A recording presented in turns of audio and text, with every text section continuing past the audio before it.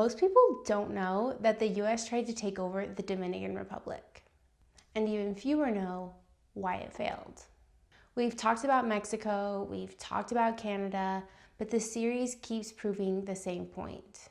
Manifest Destiny was not a westward trail, it was an appetite. And by the late 1860s, the appetite had reached the Caribbean. After the Civil War, President Ulysses S. Grant, yes, the same Grant who called the Mexican-American War unjust, turned his attention to a small island nation called Santo Domingo, which is what we now call the Dominican Republic. And he wanted to annex it, like fully. He wanted to make it part of the United States. On paper, the reasoning sounded almost strategic.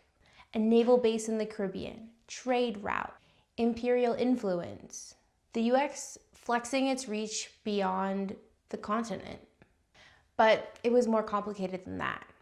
Some supporters argued that annexation would give Black Americans a US-controlled territory to settle. They framed it as opportunity, but really it was just another way for white America to control a group of people that they didn't know how to engage with after emancipation.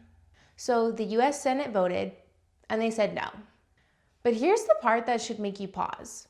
They didn't say no because annexation was wrong. They said no because the Dominican Republic had a majority Black and mixed race population, and Congress didn't want to absorb them into the United States. The expansion failed not out of conscience, but out of racism. A similar pattern as Mexico, Cuba, and Canada. Americans couldn't agree on how much to take.